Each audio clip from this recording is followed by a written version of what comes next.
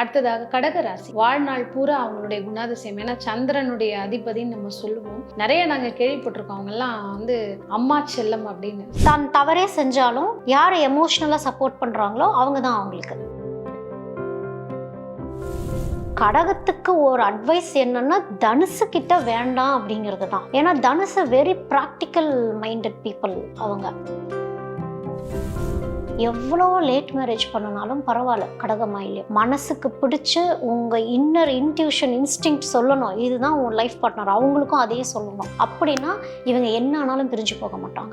ஆக்சுவலாக கடகத்துக்கு ஃபஸ்ட்டு சித்தர் தான். சித்தரை பிடிச்சாதான் மற்ற தெய்வத்துக்கிட்டேயே கனெக்ட் ஆக முடியும். ஏன்னா கடகம் போயிட்டு டைரெக்டாக கடவுள்கிட்ட வேண்டுறாங்க அப்படின்னா ஆசீர்வாதம் டக்குன்னு வராது.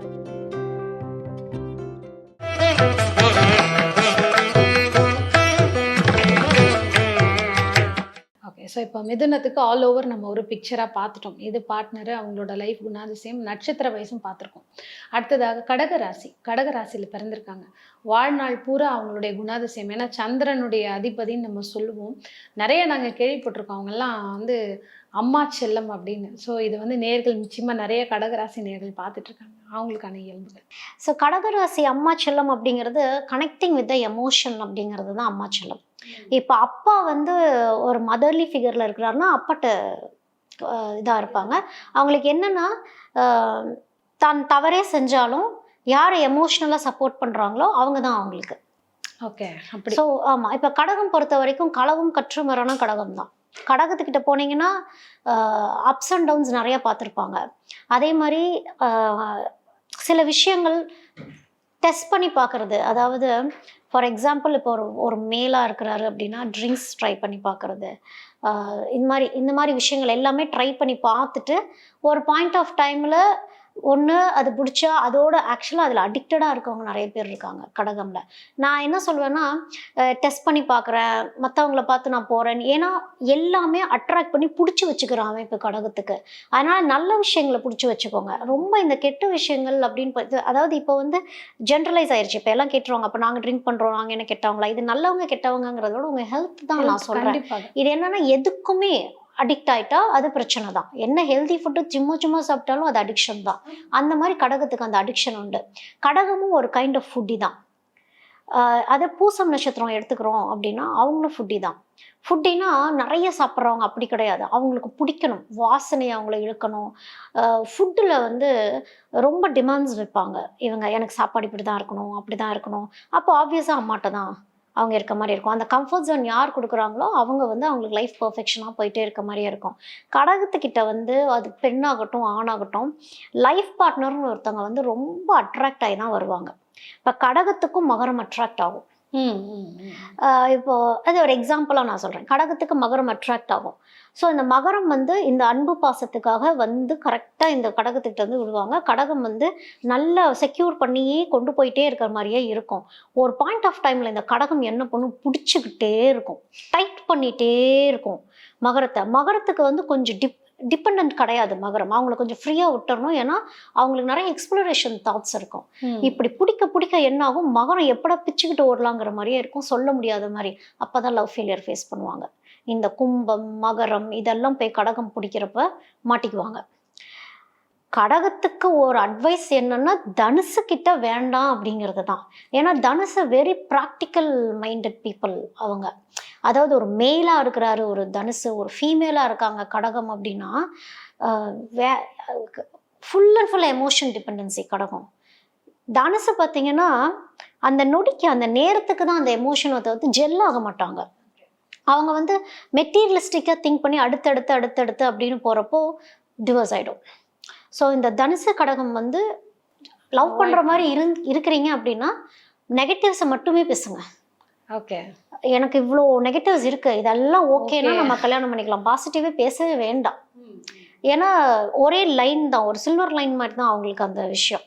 அதனால இப்போ புனர்பூசம் அப்படின்னு எடுத்துக்கிட்டோம்னா பாதம் இருக்கு, பூசம் இருக்கு, ஆயில்யம் இருக்கு கடகத்தில். இப்போ புனர்பூசம் நான் சொல்கிறேன். புனர்பூசம் அப்படின்னு எடுத்துக்கிட்டோம்னா இவங்க கொஞ்சம் சைலண்ட்டாக சரி ஓகே கிட்டத்தட்ட டிட்டாச்மெண்ட் ஆகக்கூடிய மைண்ட் செட்டில் இருப்பாங்க. மனசுக்குள்ளே நிறைய ஆசைகள் இருக்கும், பட் சப்ரஸ் பண்ணிக்கிறவங்களா இருப்பாங்க.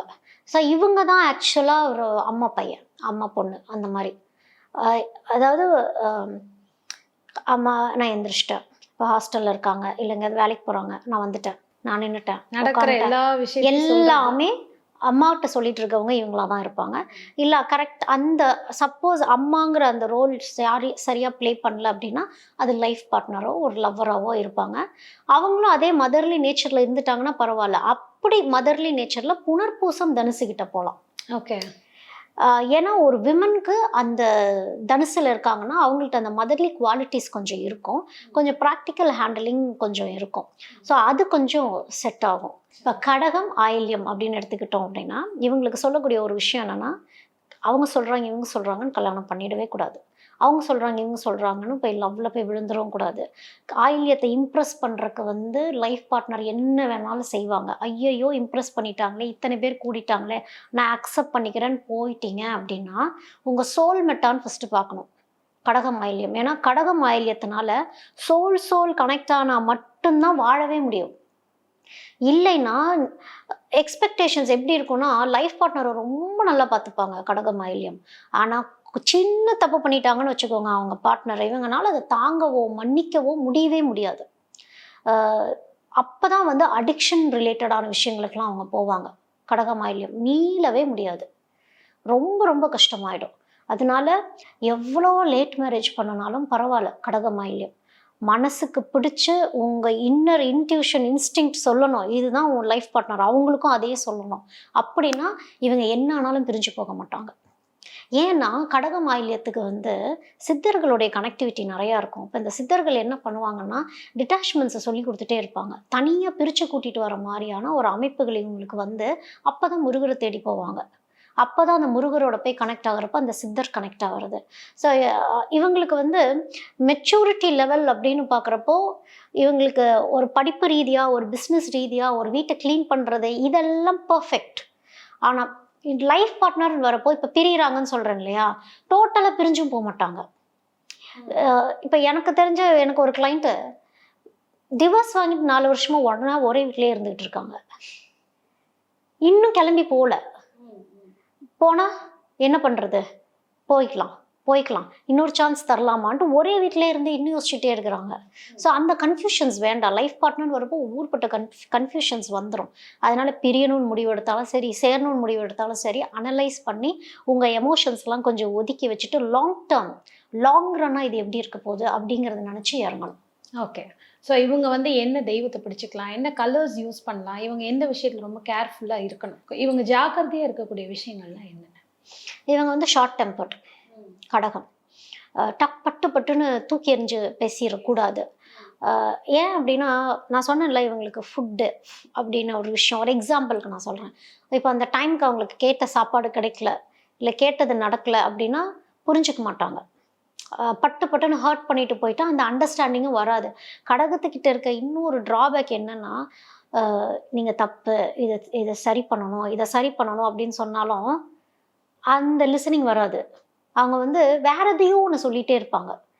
இல்லையே நான் இப்படி தானே பண்ணேன், அப்படி தானே பண்ணேன், இல்லை எல்லாமே கரெக்டாக தான் இருக்குது. அந்த திருத்துறதுங்கிறது அவ்வளோ சீக்கிரம் வராது, ஒத்துக்கவே மாட்டாங்க. அவங்க அதே புல்ல இந்த நண்டு எப்படி செஞ்சதையே செஞ்சுக்கிட்டு அதே அமைப்பு தான் கடகத்துக்கு.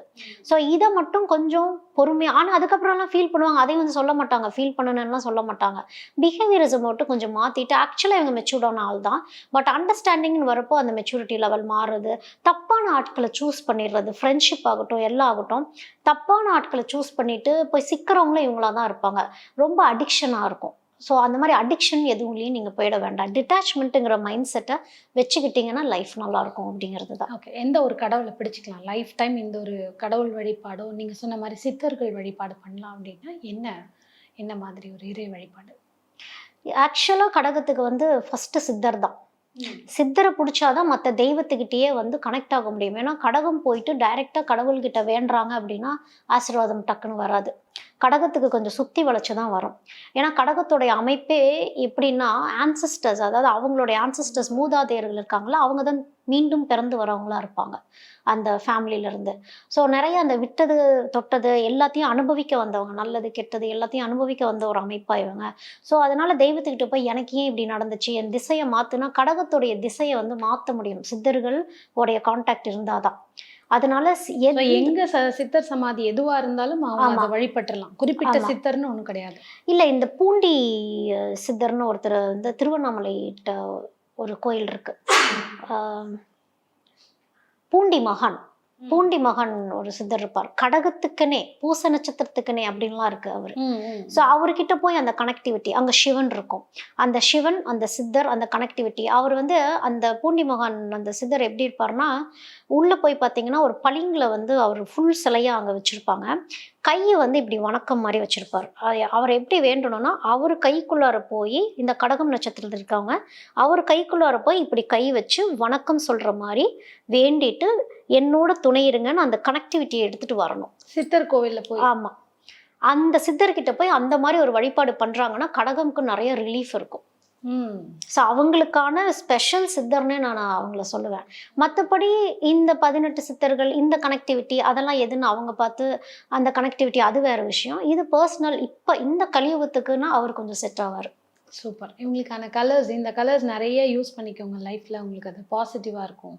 அப்படின்னா தவிர்க்க வேண்டிய கலர்ஸ் என்ன, யூஸ் பண்ணிக்க வேண்டிய கலர்ஸ் என்ன? தவிர்க்க வேண்டிய கலர்ஸ் அப்படிங்கிறது வந்து டல் கலர்ஸ் ஆக்சுவலாக இவங்களுக்கு பிடிக்கும். லைட் கலர்ஸு எதுக்கு மற்றவங்களை அட்ராக்ட் பண்ணுற மாதிரி ஏன் நான் அதை பண்ணிட்டுங்கிற மாதிரி ஒரு மைண்ட் செட் இருக்கும். இவங்க வந்து நல்ல எக்ஸ்ப்ரெஸ் பண்ணக்கூடிய கலர்ஸ் எது வேணாலும் இவங்க போடலாம். ஏன்னா எக்ஸ்ப்ரெஷன்ஸ் கொஞ்சம் கம்மி லெவலில் இருக்கும். கொஞ்சம் நம்ம அப்படியே சட்டில் பண்ணிக்கலாங்கிற ஒரு மைண்ட் செட்லேயே இருப்பாங்க கடகம். வேணாம், நல்ல சூப்பராகவே நீங்கள் ட்ரெஸ் பண்ணலாம், நல்லா கலர்ஃபுல்லாக நல்லா அட்ராக்டிவாக இருங்க, ஒரு தப்பும் கிடையாது. அதுதான் அவங்கள எக்ஸ்ப்ரெஸ் பண்ணக்கூடிய ஒரு அமைப்பு. ஓகே. ஸோ இப்போ இதில் ஒரு எக்ஸ்ட்ரா கேள்வி என்னென்னா, இப்போ இந்த கடகத்தில் இந்த கிரகம் நிற்காமல் இருந்தால் அந்த கடகராசி நேயர்களுக்கு நல்லது. ஏன்னா இது இருந்தால் நல்லதுன்றதை விட இது இந்த இடத்துல இருக்கா, அது இல்லாமல் இருந்திருந்தால் கொஞ்சம் நல்லா இருக்கும்னா எந்த கிரகம் அங்கே இல்லாமல் இருக்கிறது நல்லது? ராகு கேது. ஓகே. ஏன்னா எமோஷன்ஸ்குள்ளார போயிடும். இப்போ ராகு ஆகட்டும் கேது ஆகட்டும் இன்டர்னல் என்ன பண்ணுது எக்ஸ்டர்னல் என்ன பண்ணுதுங்கிறது தான். இப்போ கடகத்துக்கு வந்து இன்டர்னல்குள்ளே தான் போயிடுதுன்னு வச்சுக்கோங்க. ராகு ஏகப்பட்ட இல்யூஷன்ஸ் மைண்ட் செட்டுக்கு கொண்டு போய் வெளியே வரவிடாமல் பண்ணுறது. கேது உள்ளே போயிடுச்சு அப்படின்னா ஓவர் டிட்டாச்மெண்ட் கொண்டு வந்து தனியாக ஒரு ரூமில் உட்கார வச்சிடும். எந்த மூமெண்ட்டுமே கொடுக்காம உட்கார வச்சிடும். ஸோ அது மட்டும் இல்லாமல் இருந்துக்கிறது. ஏன்னா பேசிக்காக அதில் சந்திரன் இருக்கும், இருந்தால் தான் நம்ம ராசி சொல்கிறோம். ஸோ அது கூட இணையக்கூடாது. ராகு கேது இருந்தால் அதாவது கரெக்டாக யூஸ் பண்ணிக்கிட்டாங்கன்னா ஃபைன். இப்போ ராகு இருக்குது அப்படின்னா இவங்க அப்ராட் ஆப்பர்ச்சுனிட்டிஸ் ட்ரை பண்ணி அப்ராடு போய் கொஞ்சம் எக்ஸ்டர்னலாக இருந்துட்டாங்கன்னா ஃபைன், நல்ல விஷயம். வேறு மாதிரி இது உள்ளே விட்டுறக்கூடாது. ராகுவையும் கேதுவையும் நம்ம உள்ளார விட்டுறோம். கேதுவை உள்ளே விடலாம், கேதுவை வெளியே விடக்கூடாது. ராகுவை வெளியே விடணும், உள்ளே விடக்கூடாது. அந்த மாதிரி தெரிஞ்சுக்கணும். கண்டிப்பாக. ஏன்னா பார்த்துட்டு இருக்க நேர்கள் இவங்க வந்து சுவாரஸ்யமாக சொன்னாலும் ஜோதிட ரீதியான அந்த உண்மைகள் அப்படிங்கிறது நிறைய விஷயம் சொல்கிறாங்க. நிறைய பேர் கன்சல்டேஷனும் எடுத்துக்கிறாங்க. ஸ்க்ரீனில் தெரிகிற நம்பருக்கு கால் பண்ணிங்கன்னா இவங்க கிட்ட உங்களோட ஜாதகத்தினுடைய பர்சனல் கன்சல்டேஷன் எடுத்துக்க முடியும். அடுத்தடுத்து நீங்கள் என்ன பண்ணலாங்கிற ஒரு அழகான ஒரு கைட்லைன்ஸும் கொடுத்துட்ருக்காங்க. அருமையாக வந்து கடக ராசிக்கான குணாதிசயங்கள் கொடுத்ததுக்கு நன்றி. நன்றி.